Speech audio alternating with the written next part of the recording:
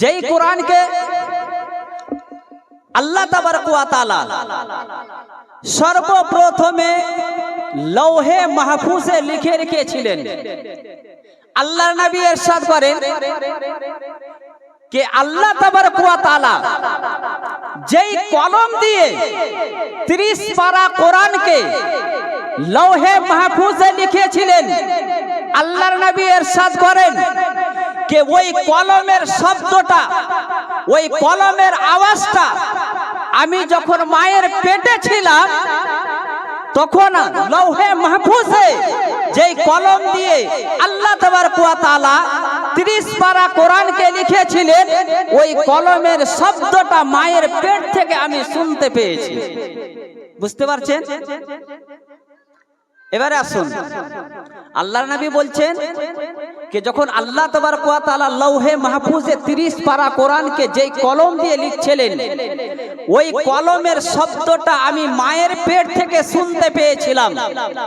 বিরাদার, এখান থেকে বোঝা যায় कि এই মাটিতে নবীর যদি আমরা প্রশংসা করি, নবীর যদি গুণকীর্তন বয়ান করি, নবীর যদি গুণ ভজন বয়ান করি, নবীর যদি প্রশংসা বয়ান করে থাকি, তো আল্লাহর নবী সাল্লাল্লাহু তাআলা আলাইহি ওয়াসাল্লাম মদিনা শরীফ থেকে আমাকেও চিনতে পারছেন এবং আমার বাপকেও চিনতে পারছেন। বলুন সুবহানাল্লাহ। সুবহানাল্লাহ। এবারে আসুন, নবীর কানের ব্যাপারে আরেকটি হাদিস বলি। এবারে আসুন, হযরতে ইব্রাহিম খলিলুল্লাহর জামানাতে একটা বন্যা হয়েছিল, যেই বন্যাতে আল্লাহ তাবারক ওয়া তাআলার কাবা ঘরটা নোংরা হয়ে গেছিল। আল্লাহ বললেন, ইব্রাহিম, কাবা ঘরকে ভেঙে দেওয়ার পরে দ্বিতীয়বার আমার কাবা ঘরকে তুমি নির্মাণ করো। হযরতে ইব্রাহিম খলিলুল্লাহ কি করলেন? কাবা ঘরকে ভেঙে দেওয়ার পরে দ্বিতীয়বার নির্মাণ করলেন। দ্বিতীয়বার নির্মাণ করার পরে ইব্রাহিম খলিলুল্লাহ বলছেন, আল্লাহ, দ্বিতীয়বার কাবা ঘরকে নির্মাণ করলাম, আমার করণীয় কাজটা কি, আমি কি করব? তো আল্লাহ তাবারক ওয়া তাআলা বললেন, ইব্রাহিম, জাবালে আবু কুবাইস পাহাড়ের উপরে তুমি চড়ে এলান করে দাও, সারা বিশ্বের মানুষকে তুমি এলান করে দাও, যেন সারা বিশ্বের মানুষ আমার কাবা ঘরে জিয়ারত করতে আসে, আমার কাবা ঘরে যেন হজ করতে আসে। বলুন সুবহানাল্লাহ। সুবহানাল্লাহ। এবারে আসুন, হযরতে ইব্রাহিম খলিলুল্লাহ যখন জাবালে আবু কুবাইস পাহাড়ের উপরে যখন চড়লেন, কিভাবে এলান করলেন? হাদিস শরীফের মধ্যে পাওয়া যায় कि যখন হযরতে ইব্রাহিম খলিলুল্লাহ যখন এলান করলেন, কখনো ডান দিকে মুখ করে এলান করলেন, কখনো বাম দিকে মুখ করে এলান করলেন, কখনো সামনে মুখ করে এলান করলেন, কখনো পিছনে মুখ করে এলান করলেন, কখনো আসমানের দিকে মুখ উঠিয়ে এলান করলেন, কখনো জমিনের নিচে মুখ দিয়ে এলান করলেন। একজন আল্লাহর সাহাবী জিজ্ঞাসা করছেন, ইয়া রাসূলুল্লাহ, ইয়া হাবিবাল্লাহ গো, জাবালে আবু কুবাইস পাহাড়ের উপরে যে ইব্রাহিম নবী হজের যে এলান করেছিলেন, হজের যে প্রকাশ্য এলান করে দিয়েছিলেন, তার শব্দটা, তার কথাটা কে কে শুনতে পেয়েছে?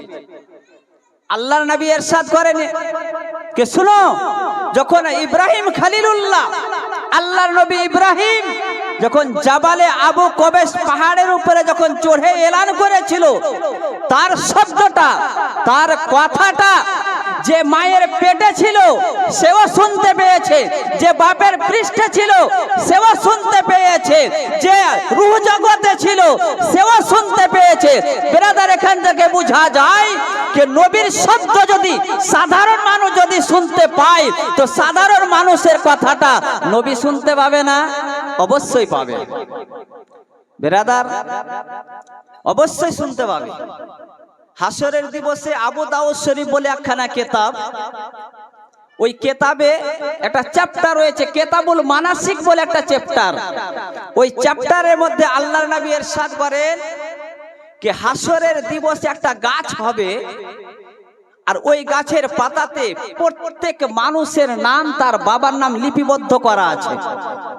আল্লাহর নবী ইরশাদ করেন, যতজন ব্যক্তি এসে চলে গেছেন, যতজন এসেছেন এবং কিয়ামত পর্যন্ত যতজন আসবেন, প্রত্যেক ব্যক্তির নাম এবং তার বাবার নাম ওই গাছের পাতাতে লেখা রয়েছে। বলুন সুবহানাল্লাহ। সুবহানাল্লাহ। আল্লাহর নবী ইরশাদ করেন যে যতজন মানুষের ওই গাছের পাতাতে নাম লেখা রয়েছে, প্রত্যেকের নাম এবং তার বাবার নামটাও আমি জানি। বলুন সুবহানাল্লাহ। সম্মানীয় সুধী সমাজ, তো আয়াত তেলাওয়াত করেছিলাম। আল্লাহর কোরআন বলে, ইয়া আইয়াতুহান নাফসুল মুতমাইন্না, হে শান্তিময় প্রাণ, হে শান্তিময় জীবন, ইরজিই ইলা রাব্বিক, তোমরা নিজের প্রতিপালকের দিকে ফিরে যাও। রাদিয়াতাম মারদিয়া, যেই জিনিসের উপরে তুমি সন্তুষ্ট ওই জিনিসের উপরে আমিও সন্তুষ্ট। ফাদখুলি ফি ইবাদি, এবং তোমরা আমার খাস বান্দাদের সঙ্গে প্রবেশ করো। কোথায়? ওয়াদখুলি জান্নাতি, তোমরা আমার জান্নাতে এসো। বলুন সুবহানাল্লাহ। সুবহানাল্লাহ। সম্মানীয় সুধী সমাজ, এবারে আসুন। প্রত্যেক মানুষকে মরতে হবে, প্রত্যেক মানুষকে মরতে হবে। প্রত্যেক মানুষের কাছে বুখারী শরীফের মধ্যে একটি হাদিস রয়েছে। আল্লাহর নবী সাল্লাল্লাহু তাআলা আলাইহি ওয়াসাল্লাম ইরশাদ করেন, যখন কোনো মানুষ মরে যায়, আল্লাহর নবী সাল্লাল্লাহু তাআলা আলাইহি ওয়াসাল্লাম ইরশাদ করেন, যখন কোনো মানুষ দুনিয়া থেকে বিদায় নিয়ে নেয়, তার দুই ঘাড়ে দুইটি ফেরেশতা থাকে। সেই ফেরেশতার নাম হচ্ছে হযরতে কিরামান কাতিবিন। যখন ওই মৃত্যু ব্যক্তিকে কাফনের কাপড় পরিয়ে দেওয়ার পরে, জানাজার নামাজ পড়ে নেওয়ার পরে যখন কবরে রেখে দেওয়া হয়, মাটি দেওয়া হয়ে যায়, কিরামান কাতিবিন বলেন, ইয়া আল্লাহ, আসমানের উপরে আমাদেরকে উঠিয়ে নিন, আসমানের উপরে গিয়ে আপনার ইবাদত করব, আসমানের উপরে গিয়ে আপনার গুণ ভজন বয়ান করব, আসমানের উপরে গিয়ে আপনার ইবাদত করব। আল্লাহ তাবারক ওয়া তাআলা বলেন, হে কিরামান কাতিবিন, শুনে নাও, আসমানের উপরে এমন কোনো জায়গা নাই যেই জায়গাতে গিয়ে তুমি আমার ইবাদত করবে, যেই জায়গাতে তুমি আমার প্রশংসা বয়ান করবে। হে কিরামান কাতিবিন, শোনো, আসমানের উপরে সমস্ত জায়গা পরিপূর্ণ রয়েছে। আবার কিরামান কাতিবিন বলেন, আল্লাহ, আসমানের উপরে যদি জায়গা না থাকে, জমিনের নিচে নিয়ে নিন, জমিনের নিচে গিয়ে আপনার ইবাদত করব, আপনার প্রশংসা বয়ান করব, আপনার গুণ কীর্তন বয়ান করব, আপনার গুণ ভজন বয়ান করব। আল্লাহ বলে, এই কিরামান কাতিবিন, শোনো শোনো, জমিনের নিচে এমন কোনো জায়গা নাই যে জায়গাতে তুমি আমার ইবাদত করবে, যেই জায়গাতে তুমি আমার প্রশংসা বয়ান করবে, যেই জায়গাতে তুমি আমার গুণ কীর্তন বয়ান করবে। আল্লাহ বলেন, হে কিরামান কাতিবিন, শুনে নাও, জমিনের নিচে ও সমস্ত জায়গা পরিপূর্ণ রয়েছে। একবার সুবহানাল্লাহ হবে না? সুবহানাল্লাহ। কিরামান কাতিবিন বলেন, আল্লাহ, তাহলে আমাদের করণীয় কাজটা কি? আল্লাহ বলেন, কিরামান কাতিবিন, শুনে নাও, যেই মানুষের ঘাড়ে তোমরা ছিলে ওই মানুষটা ইন্তেকাল করেছে। যেই ইন্তেকাল হয়ে যাওয়ার পরে জানাজার নামাজ পড়ে নেওয়া হয়েছে, মাটি দেওয়া হয়েছে। আল্লাহ বলে, হে কিরামান কাতিবিন, শুনে নাও, শুনে নাও, আসমানে আসতে হবে না, জমিনে আসতে হবে না। কিরামান কাতিবিন বলে, আল্লাহ, আমরা যাব কোথায়? আল্লাহ বলেন, কিরামান কাতিবিন, শুনে নাও, যেই মানুষটা ইন্তেকাল করেছে, কবরে রেখে দেওয়া হয়েছে, তার মাথার দিকে গিয়ে কিয়ামত পর্যন্ত আমার প্রশংসা বয়ান করো। একবার হবে না সুবহানাল্লাহ। সুবহানাল্লাহ। এখান থেকে বোঝা যায় বেরাদার কেরামান কাতেবিন যদি আমার আপনার জন্য যদি আল্লাহর জিকির ও আজকার করে, কেরামান কাতেবিন যদি আল্লাহর প্রশংসা বয়ান করে, তো আমরা নবীর উম্মত হয়ে আমরা আল্লাহর প্রশংসা করতে পারবো না? অবশ্যই পারবো। মুসলমান আজকে খারাপ। এই যে এখানে দেখছেন না লোকের জনসংখ্যা খুব কম। এই জায়গাতে যদি একটা ফের আবার নাচ গানে যদি একটা অনুষ্ঠান করা যদি হতো, সুবহানাল্লাহ, লোকের জায়গা দেওয়া খুব মুশকিল হতো। মনে হচ্ছে টিকিট কাটালেও অনেক লোক হতো। কিন্তু যেই জিনিসটা কবরে কাজ দেবে, ওই কাজে আমরা কিন্তু খুব পিছিয়ে। বুখারী শরীফের মধ্যে আল্লাহর নবী সাল্লাল্লাহু তাআলা আলাইহি ওয়াসাল্লাম ইরশাদ করেন যে প্রত্যেক মানুষের কাছে তিনটি বস্তু রয়েছে। একটা হচ্ছে কি? একটা হচ্ছে পরিবার, আত্মীয় স্বজন। দ্বিতীয় বস্তু কি? তার হচ্ছে ধন সম্পদ। এবং তৃতীয় বস্তুটা হচ্ছে তার কর্মকৃত আমল। যখন মানুষ মরে যায়, দুইটি বস্তু ওই ব্যক্তির কাছ থেকে ফিরে চলে আসে। একটা হচ্ছে তার আত্মীয় স্বজন, পরিবার, এবং তার ধন সম্পদ, এবং যার কর্মকৃত, যার আমল, ওই আমলটা ওই ব্যক্তির সঙ্গে যায়। বলুন সুবহানাল্লাহ। সুবহানাল্লাহ। সম্মানীয় সুধী সমাজ, তিরমিজি শরীফের মধ্যে একটি হাদিস বর্ণনা করেছেন। আল্লাহ তাবারক ওয়া তাআলা মালাকুল মউতকে বলেন, হে মালাকুল মউত শোনো, তুমি কুরবানি টোলার দক্ষিণ তোরাবালি টোলার অমুক ব্যক্তি রূহখানা কবজ করেছো। ফেরেশতা বলেন, আল্লাহ, ওই ব্যক্তির রূহখানা আমি কবজ করেছি। আল্লাহ বলেন, ফেরেশতা, তুমি আমার বান্দার হৃদয়ের ফলখানা কি কেড়ে নিয়েছো? ফেরেশতা বলেন, আল্লাহ, তোমার বান্দার হৃদয়ের ফলখানা কেড়ে নিয়েছি। আল্লাহ বলেন, ফেরেশতা শোনো, যখন তুমি আমার বান্দার হৃদয়ের ফলখানা কেড়ে নিয়েছো, আমার বান্দারা কি বলতেছিল, কি কথাবার্তা বলেছিল? ফেরেশতা বলেন, আল্লাহ, যখন আমি তোমার বান্দার হৃদয়ের ফলখানাকে যখন কেড়ে নিয়েছিলাম, দক্ষিণ তোরাবালি টোলার মায়েকে এলান হয়েছিল, আজকে দক্ষিণ তোরাবালি টোলা থেকে একজন ইন্তিকাল করেছে। আল্লাহ বলেন, ফেরেশতা, যখন এলানটা শুনে নিল, আমার বান্দা বান্দিরা কি পড়তেছিল? আমার প্রশংসা করতেছিল, আমার গুণগান করতেছিল, আমার গুণ ভজন বয়ান করেছিল। ফেরেশতা বলেন, আল্লাহ, মৃত্যুর কথা শুনে আপনার বান্দা বান্দিরা আপনার প্রশংসা বয়ান করেছিল। আল্লাহ বলেন, ফেরেশতা, আমার প্রশংসা যে বয়ান করেছিল, কি বলে প্রশংসা বয়ান করেছিল?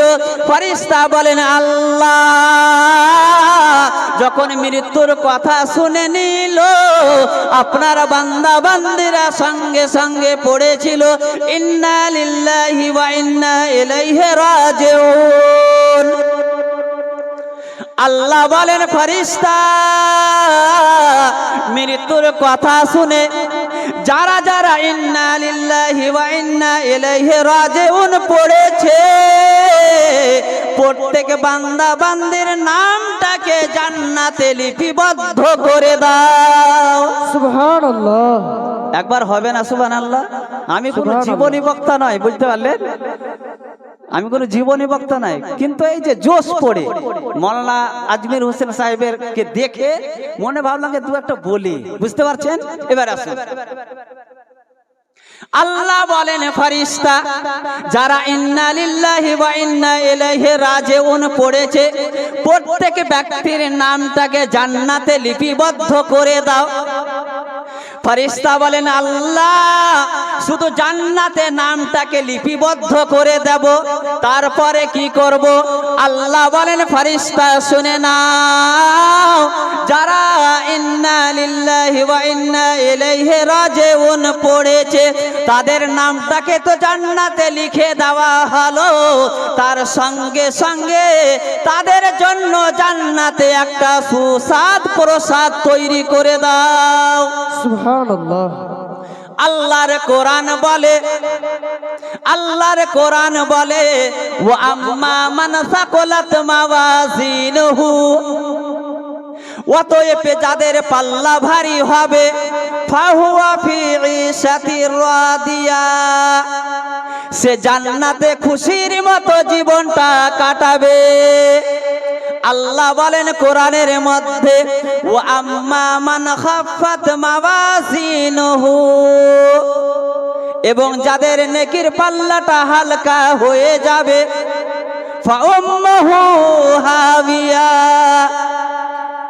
তারা ধ্বংসকারীর সঙ্গে অবস্থান করবে। ওয়ামা আদরাকা মা হিয়া, তোমরা কি জানো ধ্বংসকারীটা কি জিনিস? আল্লাহর কোরআন বলে নারুন হামিয়া, সেটা হচ্ছে একটি জাহান্নামের আগুন। বলুন সুবহানাল্লাহ। সুবহানাল্লাহ। সম্মানীয় সুধী সমাজ, আল্লাহর কোরআন বলে আফালা ইয়ানজুরুনা ইলাল ইবিল কাইফা কুলিকাত, হে বিশ্ববাসীরা তোমরা কি জানো না আল্লাহ তাবারক ওয়া তাআলা উটকে কিভাবে সৃষ্টি করেছে? ওয়া ইলাস সামাই কাইফা রুফিআত, এবং আল্লাহ তাবারক ওয়া তাআলা আসমানকে কিভাবে উঁচু করেছে। আবার আল্লাহ বলেন ওয়া ইলাল জিবালি কাইফা নুসিবাত, তোমরা কি দেখো না কে পাহাড়কে আল্লাহ তাবারক ওয়া তাআলা কিভাবে উঁচু করে রেখেছে। ওয়া ইলাল আরদি কাইফা সুতিহাত, তোমরা কি দেখো না জমিনটাকে কিভাবে বিছানার মতো বিছিয়ে রেখেছে। আল্লাহ বলেন ফাযাক্কির, সুতরাং আপনি তো উপদেশ দাতা, ইন্নামা আনতা মুযাক্কির, আপনি উপদেশ শুনান, লাস্তা আলাইহিম বিমুসাইতিরিন, আপনি তো তাদের কোনো দরগা নন। বলুন সুবহানাল্লাহ। সুবহানাল্লাহ। বুঝতে পারলেন? এই মতো যদি বলি তো মানুষ শুনবে না, বুঝতে পারলেন? কিন্তু সুর ধরা যদি বলি তাহলে সবাই শুনবে। বুঝতে পারলেন? ও আসমানের নিচে জমিনের উপরে যেগুলো পরিন্দা পাখি যে উড়বে কিনা সুর করে যদি বলা যায় তো সবাই শুনবে। বুঝতে পারছেন? এবারে মুসলমান আসুন, আল্লাহর নবী সাল্লাল্লাহু তাআলা আলাইহি ওয়াসাল্লাম মক্কার মাটিতে জন্মগ্রহণ করেছিলেন। জন্মগ্রহণ করে নেওয়ার পরে 40 বছর পরে মক্কার মাটিতে আল্লাহর নবী নিজের নবুয়তের এলান করলেন। কিছু মানুষ বলে যে নবী 40 বছর পরে নবী হয়েছে, কিন্তু হাদিসের কিতাব বলে আল্লাহ তাবারক ওয়া তাআলা বলেন যখন আদম নবীকে সৃষ্টি করা হয়নি তার পূর্বেও নবী ছিলেন। আল্লাহর নবী ইরশাদ করেন কুনতু নাবিয়্যান ওয়া আদাম বাইনাল মা'i ওয়াত তিন, আমি অতক্ষণ পর্যন্ত নবী ছিলাম যতক্ষণ পর্যন্ত আদম নবী মাটি এবং পানির মধ্যস্থলে ছিল, তার আগেও আমি নবী ছিলাম। বুঝতে পেরেছেন? নবী ছিলাম। 40 বছর পরে মক্কার মাটিতে নবী আমার এলান করলেন, হে বিশ্ববাসীরা শুনে নাও, আমি আল্লাহর তরফ হতে একখানা নূর এসেছি, আল্লাহর তরফ হতে একখানা নবী এসেছি, আল্লাহর তরফ হতে একখানা পয়গম্বর এসেছি। তোমরা আমাকে আল্লাহর নবী বলে মেনে নাও, আল্লাহর পয়গম্বর বলে মেনে নাও। আল্লাহর রসুল বলে মেনে নাও। আবু জেহেল বলে তোমাকে আল্লাহর পয়গম্বর বলে মানতে পারি না। আবু সুফিয়ান বলে আমি তোমাকে আল্লাহর পয়গম্বর বলে মানতে পারি না। মক্কাবাসী লোকেরা বলতে লাগলো আমি তোমাকে আল্লাহর পয়গম্বর বলে মানব না। নবী আমার নিজের চেহারাখানাকে আসমানের দিকে উঠালেন, আল্লাহকে বলেন আল্লাহ আমাকে কোন জায়গাতে পাঠিয়েছো?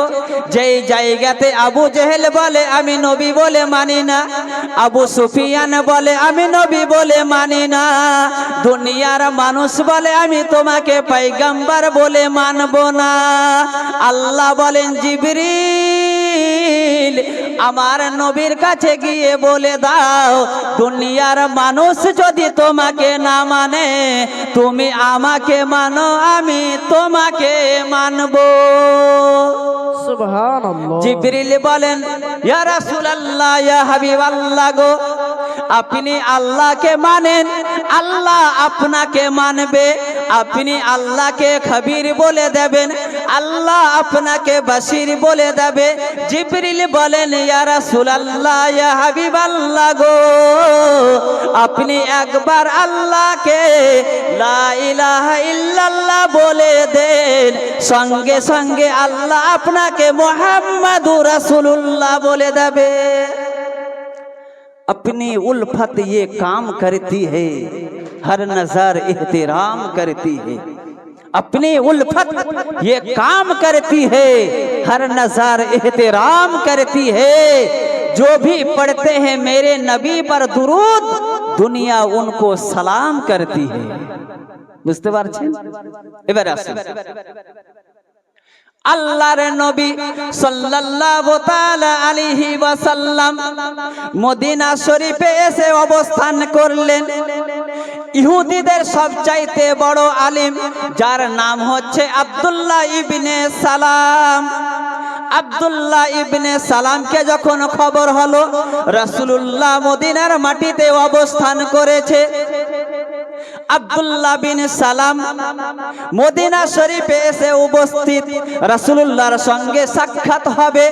রাসূলুল্লাহর সঙ্গে যখন সাক্ষাৎ হয়ে গেল আব্দুল্লাহ বিন সালাম বলেন ইয়া রাসূলুল্লাহ ইয়া হাবিবাল্লাহ গো আপনার কাছে আমার 4টা প্রশ্ন রয়েছে, আপনি যদি 4টার প্রশ্নের উত্তর দিয়ে দেন আমি সঙ্গে সঙ্গে আপনার কালেমা পড়ে মুসলমান হয়ে যাব।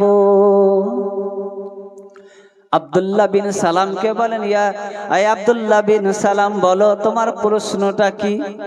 আব্দুল্লাহ বিন সালাম বলেন ইয়া রাসূলুল্লাহ ইয়া হাবিবাল্লাহ গো আমার প্রথম প্রশ্ন হচ্ছে এটাই, যেদিন কিয়ামত হবে কিয়ামতের প্রথম চিহ্নটা কি হবে? দ্বিতীয় প্রশ্ন হলো যাদেরকে জান্নাতে নিক্ষেপ করে দেওয়া হবে, যাদেরকে জান্নাতে প্রবেশ করে দেওয়া হবে, যাদেরকে জান্নাতে বলে ঘোষিত করে দেওয়া হবে, জান্নাতের ভিতরে তাদের খাবারটা কি হবে? আব্দুল্লাহ বিন সালাম বলেন ইয়া রাসূলুল্লাহ ইয়া হাবিবাল্লাহ গো তৃতীয় প্রশ্নটা হচ্ছে কে ছেলে কখন বাবার রূপ ধারণ করে, চাচার রূপ ধারণ করে, দাদা দাদির রূপ ধারণ করে। আবার আব্দুল্লাহ বিন সালাম বলেন ইয়া রাসূলুল্লাহ ছেলে কখন মায়ের রূপ ধারণ করে, মামার রূপ ধারণ করে, নানা নানির রূপ ধারণ করে। এই 4খানা প্রশ্ন, এই 4খানা প্রশ্নের যদি উত্তর পেয়ে যায় আমি সঙ্গে সঙ্গে আপনার পদতলে মুসলমান হয়ে যাব। রাসূলুল্লাহ আমার বলেন হে আব্দুল্লাহ বিন সালাম শুনে নাও তোমার প্রথম প্রশ্নের উত্তর হচ্ছে এটা যে কিয়ামতের দিবসে এমন একটা আগুন হবে, এমন একটা বড় আগুন হবে সমস্ত মানুষকে ওই আগুনটা হাঁকিয়ে নিয়ে যাবে। যেই মতো রাখাল যখন গরু চরাতে যায় গরু আগে থাকে, রাখাল পিছনে থাকে, হাঁকিয়ে নিয়ে যায়, ওই মতো জাহান্নামে কিয়ামতের দিবস এমন একটা বড় আগুন হবে, ওই আগুনটা সমস্ত মানুষদেরকে হাঁকিয়ে নিয়ে যাবে। আল্লাহর নবী বলেন, হে আব্দুল্লাহ বিন সালাম শোনো, তোমার দ্বিতীয় প্রশ্নের উত্তর হচ্ছে যারা জান্নাতি হবে, যারা জান্নাতে সব সময় থাকবে, তাদের খাবারটা হবে মাছের কলেজা। বলুন সুবহানাল্লাহ। সুবহানাল্লাহ। তৃতীয় প্রশ্নের উত্তর হচ্ছে কে বাবার নুতফাটা, সূরা তারিকের মধ্যে খুলে দেখবেন তার তাফসীর, ওই তাফসীরের মধ্যে পাওয়া যায় যে মায়ের নুতফাটা, বাবার নুতফাটা যখন মায়ের নুতফার উপরে হয়ে যাবে, তখন ওই ছেলে জন্ম হবে এবং ওই ছেলেটা রূপ ধারণ করবে কার? কখনো বাবার রূপ ধারণ করবে, কখনো চাচার দিকে রূপ ধারণ করে যাবে, কখনো দাদা দাদির দিকে রূপ ধারণ করে যাবে। বলুন সুবহানাল্লাহ। সুবহানাল্লাহ। বুঝতে পারলেন? এবারে আমরা দেখবেন আমাদের বাড়িতে যখন ছেলে পিলে জন্ম হয়, তো বলে ছেলেটা বাবার দিকে গেছে, দাদা দাদির দিকে গেছে, কখনো বলবে নানা নানির দিকে গেছে, মামুর দিকে গেছে, খালার দিকে গেছে। এটা কোরআন বলছে। আল্লাহর নবী ইরশাদ করেন, হে আব্দুল্লাহ বিন সালাম শুনে, তোমার তৃতীয় প্রশ্নের উত্তর হচ্ছে যখন বাবার নুতফাটা যখন মায়ের নুতফার উপরে যখন হয়ে যাবে, ওই ছেলেটা যখন দুনিয়ার বুকে আসবে, দুনিয়ার বুকে যখন জন্ম গ্রহণ করবে, ওই ছেলে জন্ম হবে, ওই ছেলেটার রূপটা হবে, ছেলেটার চেহারাটা হবে কখনো বাবার দিকে যাবে, কখনো দাদা দাদির দিকে যাবে, কখনো চাচার দিকে যাবে। যখন মায়ের নুতফাটা যখন বাবার নুতফার উপরে যখন হয়ে যাবে, ওই ছেলেটা মেয়ে হবে এবং মেয়ের রূপ ধারণটা করবে, কখনো মায়ের দিকে চলে যাবে, কখনো নানির দিকে চলে যাবে, কখনো খালার দিকে যাবে। যখন এই চারখানা প্রশ্নের উত্তর যখন পেয়ে নিলেন, আব্দুল্লাহ বিন সালাম বলেন, ইয়া রাসূলুল্লাহ, ইয়া হাবিবাল্লাহ গো,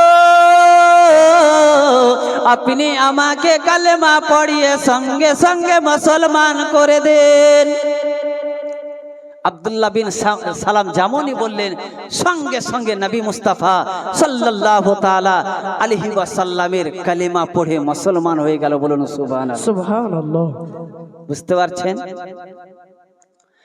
বিরাদারে মিল্লাতে ইসলামিয়া, আল্লাহর কোরআন বলে যাদেরকে জাহান্নামে নিক্ষেপ করে দেওয়া হবে, যাদেরকে জাহান্নামে প্রবেশ করে দেওয়া হবে, তাদের কি হবে? আল্লাহর কোরআন বলে তাসলা নারান হামিয়া, সে জ্বলন্ত আগুনে যাবে, তুসকা মিন আইনিন আনিয়া, সে অত্যন্ত উত্তপ্ত ঝর্ণার পানি পান করানো হবে। লাইসা তুআমুন ইল্লা মিন দারি, তাদের জন্য কোনো খাদ্য হবে না, তাদের জন্য কোনো খাদ্য হবে না, খাবার হবে না। তাহলে হবেটা কি? ইল্লা মিন দারি, তাদের জন্য খাবারটা হবে জাহান্নামের আগুনের কাঁটা। আল্লাহর কোরআন বলে পারা নাম্বার 22, সূরার নাম হচ্ছে সূরা ইয়াসিন, আয়াত নাম্বার হচ্ছে 7 এবং 8। আল্লাহর কোরআন বলে ইন্না জাআলনা ফি আনাকিহিম আগলালান ফাহিয়া ইলাল আযকানি ফাহুম মুকমাহুন। আল্লাহ বলেন নিশ্চয় আমি তাদের ঘাড় সুমিয়ে বেড়ি পরিয়ে দিয়েছি, তারা ঊর্ধ্বমুখী হয়ে পড়ে থাকবে। কোথায়? আমার আপনার বাড়িতে না, কোথায়? জাহান্নামে পড়ে থাকবে। আল্লাহ বলেন যাদেরকে জাহান্নামে নিক্ষেপ করে দেওয়া হবে, যাদেরকে জাহান্নামে ফেলে দেওয়া হবে, আল্লাহ বলেন তাদের ঘাড় থেকে নিয়ে পা পর্যন্ত বেড়ি পরিয়ে দেওয়া হবে, জঞ্জির পরিয়ে দেওয়া হবে এবং তারা ঊর্ধ্বমুখী হয়ে পড়ে থাকবে। আবার আল্লাহর কোরআন বলেন ওয়াজআলনা মিন বাইনি আইদিহিম সাদ্দান ওয়া মিন খালফিহিম সাদ্দান ফাগসাইনাহুম ফাহুম লা ইউবসিরুন। যাদেরকে জাহান্নামে ফেলে দেওয়া হবে তাদের আগে এবং পিছনে, দায়ে এবং বামে দেওয়াল স্থাপন করে দেওয়া হবে। ফাগসাইনাহুম, তাদের উপরে ঢেকে দেওয়া হবে। লা ইউবসিরুন, তারা দুনিয়ার কোনো মানুষকে দেখতে পাবে না। বলুন সুবহানাল্লাহ। মুসলমান নামাজ পড়বেন না? নামাজ পড়তে হবে। আর খাস করে তো আমার মা বোনদেরকে বলি, সুবহানাল্লাহ, নামাজ তো দূরের কথা, কোথাও যদি খালি একটু যদি গল্প লেগে যায়, বাপরে টাইম হয়ে গেছে, কোথাও যদি গল্প লেগে যায় তাহলে তো বুঝলেন সুবহানাল্লাহ, সারা রাত ঘুম আরাম হয়ে যাবে। এর কথাটা ওকে লাগাবো কখন কে পেটের ভাতটা হজম হবে। হযরতে রাসূলুল্লাহর ছোট মেয়ে হযরতে খাতুনে জান্নাত রাদিয়াল্লাহু তাআলা আনহা এমন আল্লাহর ইবাদত করতেন, এমন ইবাদত করতেন যে একটা সাজদা করতে গিয়ে সারা রাত কেটে যেত। ফাতেমা বলেন, আল্লাহ রাতটাকে এত ছোট বানিয়েছো, এত ছোট বানিয়েছো যে তোমার প্রিয়তম রাসূলের বেটি একটা সাজদা করতে গিয়ে সারা রাত শেষ হয়ে যায়। আমরা দিন রাতে কটা সাজদা করি? যদি দেখা যায় তো একটাও সাজদা করি না। নেকির জায়গা ছেড়ে দিয়ে গুনার জায়গাতে অবস্থান করি। বিরাদারানে মিল্লাতে ইসলামিয়া হযরতে আদবিয়া রাদিয়াল্লাহু তাআলা আনহা বলেন कि 5 वक्त नामाज पढ़े नेওয়ার পরেও दिन राते আমি 1000 রাকাত নফল নামাজ আদায় করতাম। আদবিয়াকে জিজ্ঞাসা করা হলো, এ আদবিয়া তুমি বলো 5 वक्त নামাজ পড়ে নেওয়ার পরেও, 5 वक्त নামাজ পড়ার সত্ত্বেও তুমি দিন রাতে 1000 রাকাত নফল নামাজ পড়ো, তার কারণটা কি, কার উদ্দেশ্যটা কি?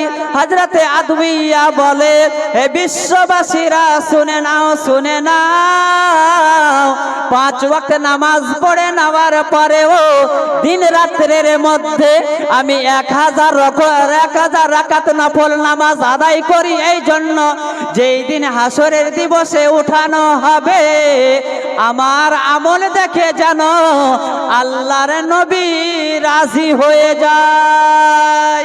সুবহানাল্লাহ, সুবহানাল্লাহ। আল্লাহ বলেন, যেই কাজে যেই কর্মতে আমার প্রিয়তম রাসূল রাজি হয়ে যাবে আমি স্বয়ং আল্লাহ রাজি হয়ে যাব। সম্মানীয় সুধী সমাজ, আল্লাহর কোরআন বলে, পারা নাম্বার 30, সূরার নাম হচ্ছে সূরা আসর, ওয়াল আসর ইন্নাল ইনসানা লাফি খুসর। আল্লাহর কোরআন বলে, আসরের টাইমের কসম খেয়ে বলি, ইন্নাল ইনসানা লাফি খুসর, নিশ্চয়ই সমস্ত মানুষ হচ্ছে ক্ষতিগ্রস্ত।